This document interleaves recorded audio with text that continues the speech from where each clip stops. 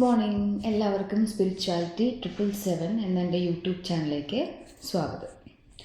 ഇന്ന് നമ്മൾ വളരെയധികം ഒരു പവർഫുൾ ആയിട്ടുള്ളൊരു ടെക്നിക്കാണ് നമ്മൾ യൂസ് ചെയ്യാൻ പോകുന്നത്. ഇവിടെ ലോ ഓഫ് അട്രാക്ഷൻ്റെ എങ്ങനെ പില്ലോ ടെക്നിക്ക് ഉപയോഗിച്ച് നിങ്ങൾ കേട്ടിട്ടുണ്ടാവും ചിലപ്പോൾ. പില്ലോ ടെക്നിക്ക് അതായത് തലയണ ഉപയോഗിച്ച് എങ്ങനെ നമ്മുടെ ആഗ്രഹങ്ങൾ നമ്മൾ അട്രാക്റ്റ് ചെയ്യുക എന്നതിനെക്കുറിച്ചാണ് നമ്മൾ ഇന്നത്തെ വീഡിയോയിൽ പറയാൻ പോകുന്നത്. അപ്പോൾ നമ്മൾ എല്ലാ തവണയും ചെയ്യുന്ന പോലെ കണ്ണടയ്ക്കുക, മെഡിറ്റേറ്റ് ചെയ്യുക, ബ്രീത്ത് ഇൻ ബ്രീത്ത് ഔട്ട് എടുക്കുക.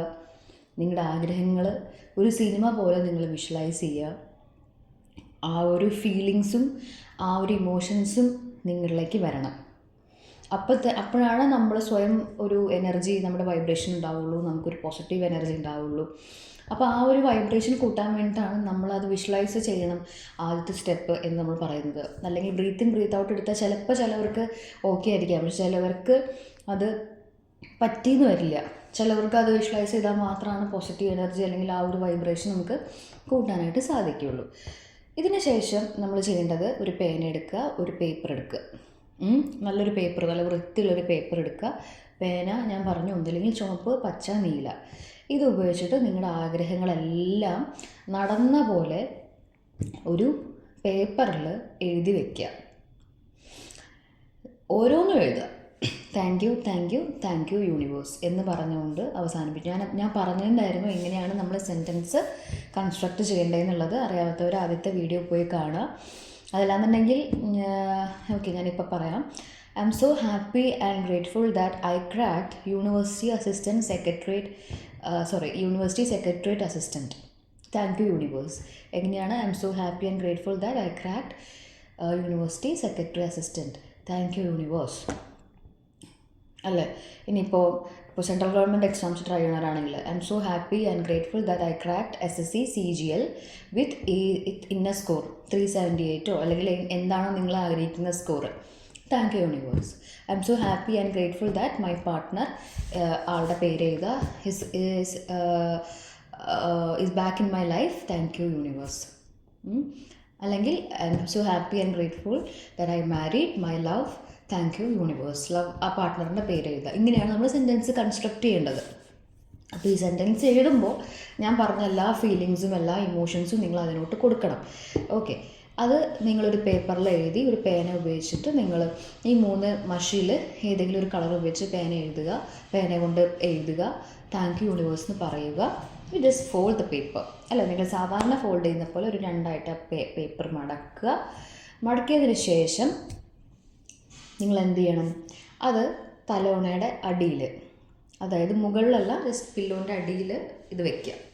ഓക്കെ, എന്നിട്ട് നിങ്ങൾ സുഖമായിട്ട് ഉറങ്ങുക. Next day take the paper and അത് റീഡ് ചെയ്യുക. മനസ്സിൽ നല്ല ഇമോഷൻസും ഹാപ്പി ഫീലിങ്ങും കൊടുത്തുകൊണ്ട് ആ പേപ്പർ നിങ്ങൾ വായിക്കുക. എല്ലാ ഇമോഷൻസും നിങ്ങൾ ഇൻപുട്ട് കൊടുക്കുക. എന്നാലാണ് നമുക്കത് ഔട്ട്പുട്ടായിട്ട് പുറത്തോട്ട് കിട്ടുള്ളൂ. അതുകൊണ്ടാണ് നമ്മൾ പറയുന്നത്. അപ്പം നല്ലോണം നിങ്ങൾ ഫീലിങ്സ് കൊടുത്തുകൊണ്ടേയിരിക്കുക. എന്നിട്ട് നിങ്ങൾ ആ പേപ്പർ വായിക്കുക. ഈ പ്രൊസീജിയർ 21 ദിവസം കണ്ടിന്യൂസ് ആയിട്ട് നിങ്ങൾ ചെയ്യുക. ഓരോ ദിവസം ഓരോ പേപ്പർ എടുക്കണ്ട, സെയിം പേപ്പർ തന്നെ എടുത്താൽ മതി. സെയിം പേപ്പർ എടുത്ത് പിറ്റേ ദിവസം തൊട്ട് നമുക്ക് എഴുതേണ്ട കാര്യമില്ല. കാരണം ഓൾറെഡി നമ്മൾ ഫസ്റ്റ് ഡേ നമ്മൾ എഴുതി കഴിഞ്ഞു. സെക്കൻഡ് ഡേ തൊട്ടാണ് നമ്മളത് വായിക്കുന്നത്. ഇത് 21 ദിവസം ഇത് കണ്ടിന്യൂ ചെയ്യുക. എന്നിട്ട് 22ാമത്തെ ദിവസം അത് നിങ്ങൾ ബേൺ ചെയ്യുക. ആ പേപ്പർ കത്തിച്ച് കളഞ്ഞ് യൂണിവേഴ്സിലോട്ട് വിടുക. അപ്പോൾ നിങ്ങൾക്ക് എല്ലാവർക്കും ഒരു സംശയം ഉണ്ടായിരിക്കും, നമ്മൾ എഴുതുന്ന ദിവസം തൊട്ടാണോ 1ാമത്തെ ദിവസം, പിറ്റേ ദിവസം വായിക്കുന്ന ദിവസം തൊട്ടാണോ 1ാമത്തെ ദിവസം എന്നുള്ള കൺഫ്യൂഷൻ ഇപ്പോൾ എല്ലാവരുടെ മനസ്സിലുണ്ടാവും. നമ്മൾ എഴുതി അത് നമ്മൾ സെൻറ്റൻസൊക്കെ കൺസ്ട്രക്റ്റ് ചെയ്ത് വായിച്ച് നമ്മളത് തലോണയുടെ അടിയിൽ വയ്ക്കുന്നു. നെക്സ്റ്റ് ഡേ ആണ് first day. Okay, first day തൊട്ട് നമ്മൾ രാവിലെ എണീക്കുന്നു, പേപ്പർ വായിക്കുന്നു. ആ എഴുതിയ paper with lots of happiness and feelings ആണ് നിങ്ങൾ വായിക്കുന്നു. നിങ്ങളത് എവിടെയെങ്കിലും സേഫായിട്ട് എടുത്ത് വയ്ക്കുന്നു. ഓക്കെ, സെയിം അന്ന് രാത്രി നിങ്ങൾ വീണ്ടും ഈ പേപ്പർ മടക്കുന്നു, തലോണയുടെ ഇടയിൽ വയ്ക്കുന്നു. ഓക്കെ, നെക്സ്റ്റ് ഡേ വീണ്ടും സെക്കൻഡ് ഡേ ആവുന്നു, വീണ്ടും ആ പേപ്പർ എടുക്കുന്നു, വായിക്കുന്നു. എന്നിട്ട് നിങ്ങളത് വായിച്ച് കഴിഞ്ഞ് കഴിഞ്ഞാൽ വീണ്ടും ആ പേപ്പർ എവിടെയെങ്കിലും മാറ്റി വയ്ക്കുന്നു. ആൻഡ് ദ സെയിം ഡേ വീണ്ടും എടുക്കുന്നു, തലമുണയിൽ വയ്ക്കുന്നു. പിറ്റേ ദിവസം തേർഡ് ഡേ ആണ്. തേർഡ് ഡേ രാവിലെ എണീക്കുന്നു, അത് വായിക്കുന്നു. ഇങ്ങനെയാണ് ചെയ്യേണ്ടത്. ഓക്കെ, ക്ലിയർ ആയെന്ന് വിശ്വസിക്കണം. അങ്ങനെ 21 ദിവസം കംപ്ലീറ്റ് ചെയ്തതിന് ശേഷം 22ാമത്തെ ദിവസം, ഓക്കെ, 22ാമത്തെ ദിവസം അത് കത്തിച്ച് കളയാം. അത് ഏറ്റവും ബെസ്റ്റ്. നിങ്ങൾക്ക് ഒന്നില്ലെങ്കിൽ അത് കത്തിച്ച് കളഞ്ഞ് യൂണിവേഴ്സിലോട്ട് വിടാം. അതല്ലാന്നുണ്ടെങ്കിൽ നിങ്ങൾക്ക് അതായത് നിങ്ങളുടെ കയ്യിലത് സേഫായിട്ട് ആരും കാണാതെ വെക്കാൻ പറ്റുന്നൊരു പ്ലേസ് ഉണ്ടെങ്കിൽ ഇറ്റ്സ് ഓക്കെ, കുഴപ്പമില്ല. നമ്മൾ എന്ത് ചെയ്താലും നമ്മളെ ലോ ഓഫ് അട്രാക്ഷൻ ടെക്നിക്ക് നമ്മൾ അത് അവസാനിപ്പിച്ച് കഴിഞ്ഞ് കഴിഞ്ഞാലും നമ്മളത് യൂണിവേഴ്സിനെ തന്നെയാണ് വിടുന്നത്. നമ്മൾ പേപ്പർ കത്തിച്ച് കളയുമ്പോൾ അതിൽ എക്സ്ട്രാ ഒന്നുമില്ല. അങ്ങനെ നിങ്ങൾ തിങ്ക് ചെയ്യേണ്ട. നിങ്ങൾക്ക് ആ പേപ്പർ എവിടെയെങ്കിലും ആരും കാണാതെ എടുത്ത് വെക്കാനായിട്ടുള്ളൊരു ഓപ്ഷൻ നിങ്ങൾക്ക് ഉണ്ട്. അത് ആരും ആക്സസ് ചെയ്യില്ല എന്നുണ്ടെങ്കിൽ നിങ്ങൾക്കത് ചെയ്യാം. അതല്ല എന്നുണ്ടെങ്കിൽ നിങ്ങൾക്ക് ആ പേപ്പർ നിങ്ങൾക്ക് കത്തിച്ച് കളയാം. നമ്മൾ എന്തുകൊണ്ടാണ് ഈ കത്തിച്ച് കളയണമെന്ന് വെച്ച് കഴിഞ്ഞാൽ നമ്മളത് മൊത്തത്തിൽ അങ്ങോട്ട് യൂണിവേഴ്സിന് വിട്ടു. അപ്പോൾ നമുക്ക് തന്നെ ഒരു ബിലീഫ് വരും, അത് യൂണിവേഴ്സ് ഏറ്റെടുത്ത് കഴിഞ്ഞു, അല്ലെങ്കിൽ യൂണിവേഴ്സിൻ്റെ കയ്യിലേക്ക് നമ്മുടെ ഓർഡർ നമ്മൾ കൊടുത്തു കഴിഞ്ഞു, അല്ലേ? അപ്പോൾ അതാണ് നമ്മളെപ്പോഴും യൂണിവേഴ്സിനെ എൻ്റെയൊക്കെ കോച്ച് പറയും, ഒരു ഫ്ലിപ്കാർട്ടോ അല്ലെങ്കിൽ ഒരു ആമസോണോ ആയിട്ട് കാണാനായിട്ട്. ഫ്രീ ആണ്, പക്ഷേ ഇവിടെ ഫ്രീ ആണ്. നമുക്ക് ഫ്ലിപ്കാർട്ടിൽ നമുക്ക് പൈസ കൊടുക്കണം, പൈസ കൊടുത്താലേ സാധനം കിട്ടുള്ളൂ. ഇവിടെ അതല്ല. ഇവിടെ ഫ്ലിപ്കാർട്ടാണ് ആക്ച്വലി ആ സാധനം നമ്മൾ കൊടുത്ത ഓർഡർ എത്തേണ്ട സമയത്ത് ഏതൊക്കെ രീതിയിൽ നമ്മുടെ കൈകളിലേക്ക് അത് ചേർന്നിരിക്കും. അതിനുള്ള സൊല്യൂഷൻസും വഴികളും യൂണിവേഴ്സ് തന്നെ കാണിച്ചു തരും. അപ്പോൾ നമ്മൾ കറക്റ്റ് ഒരു അലൈൻമെൻറ്റിലായിരിക്കണം. പകുതിക്ക് വെച്ച് ഡിസ്ട്രാക്റ്റഡ് ആയിട്ട് നമ്മുടെ ലോ ഓഫ് അട്രാക്ഷൻ ടെക്നിക്ക് മാറ്റി വയ്ക്കരുത്. അപ്പം അതുകൊണ്ടാണ് ഞാൻ ആദ്യമേ പറഞ്ഞത്, ഞാൻ ഒരിക്കലും ജ്യോത്സ്യം അല്ലെങ്കിൽ ആസ്ട്രോളജി ആ കാര്യങ്ങൾക്കൊന്നും ഞാൻ എതിരല്ല. അത് വിശ്വസിക്കുന്നവരുണ്ടായിരിക്കും, വിശ്വസിക്കട്ടെ.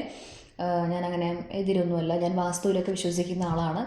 പക്ഷേ നമ്മളെപ്പോഴും ചെയ്യുന്നൊരു കാര്യമാണ്, ഞാൻ പലരും കണ്ടിട്ടുണ്ട്, നമ്മൾ ഈ ലോ ഓഫ് അട്രാക്ഷൻ ടെക്നിക്ക് ചെയ്യും. അവരൊന്ന് മൈൻഡ് സെറ്റായി വരുമ്പോഴത്തേക്കും ഒന്നില്ലെങ്കിൽ അവരെന്നെ പോയി നോക്കും, അല്ലെങ്കിൽ അവരുടെ വീട്ടുകാരെന്നെ പോയിട്ട് ജാതകം നോക്കും. അപ്പോൾ അതിൽ വേറെ പലതും കാണും. അപ്പോൾ അവരുടെ മൈൻഡ് ഡൗൺ ആവും. ഇതാണ് പ്രശ്നം. ഇതാണ് എപ്പോഴും പലവർക്കും ഉണ്ടാകുന്നത്. അങ്ങനെ ചെയ്യരുത്. നമ്മളൊരു കാര്യത്തിന് വേണ്ടി പോസിറ്റീവായിട്ട് ഇറങ്ങി തിരിച്ചിട്ടുണ്ടെങ്കിൽ നമ്മൾ സിമ്പിളായിട്ടൊരു കാര്യം പറയുകയാണ്. നമ്മളൊരു കാര്യം നമ്മൾ വിശ്വസിച്ച് നമുക്ക് അത്രയും സിൻസിയറായിട്ടുള്ളൊരു ആഗ്രഹം നമ്മുടെ മനസ്സിൽ ഉണ്ടെന്നുണ്ടെങ്കിൽ അത് വിശ്വസിച്ച് യൂണിവേഴ്സിനെ ഏൽപ്പിക്കുമ്പോൾ അത് യൂണിവേഴ്സ് നമുക്ക് കൊണ്ടുതരും. അത് എത്രയോ വലിയ വലിയ നടന്മാരും നടികളും ചെയ്യുന്ന ഒരു ടെക്നിക്കാണെന്നറിയോ ഇത്. ഒരു എക്സാമ്പിൾ പറയുകയാണെങ്കിൽ നമ്മുടെ പ്രിയപ്പെട്ട ജനപ്രിയ നായകൻ ലാലേട്ടനൊക്കെ ഇഷ്ടം പോലെ വീഡിയോസിൽ ഇൻ്റർവ്യൂസിൽ പറഞ്ഞിട്ടുണ്ട്.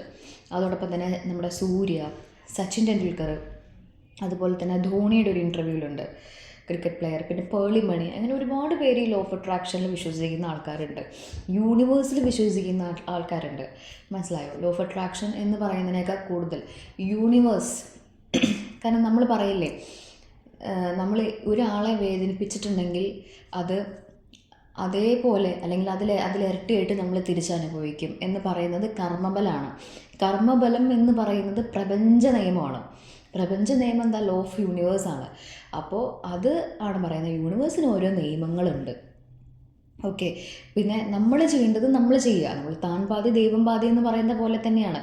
ഇപ്പം നിങ്ങൾ SSC അല്ലെങ്കിൽ CGL എക്സാം ക്രാക്ക് ചെയ്യാൻ വേണ്ടിയിട്ട് നിങ്ങൾ ടെക്നിക്കുകൾ അപ്ലൈ ചെയ്തു, പക്ഷേ നിങ്ങൾ പഠിച്ചില്ല എന്നുണ്ടെങ്കിൽ അതിൽ കാര്യമില്ല. നമ്മൾ ചെയ്യേണ്ടത് നമ്മളെ ചെയ്യണം. നമ്മൾ ചെയ്യേണ്ട കാര്യങ്ങൾ നമ്മൾ ചെയ്യണം. ഇങ്ങനത്തെ കാര്യങ്ങൾ ഈ പഠിപ്പിൻ്റെ കാര്യത്തിലൊക്കെ, എക്സാം ക്രാക്ക് ചെയ്യേണ്ട കാര്യത്തിലൊക്കെ നമ്മളെപ്പോഴും മനസ്സിലാക്കുക, ലോജിക്കാണ്. നമ്മൾ ടെക്നിക്കുകൾ മാത്രം അല്ല, നമ്മുടെ ഭാഗത്തുനിന്ന് എഫേർട്ട് ഇടണം. ഓക്കെ, അപ്പം നമ്മുടെ വേ കുറച്ചും കൂടി എളുപ്പമായിരിക്കും. അത് നമ്മളൊന്ന് മനസ്സിലാക്കുക.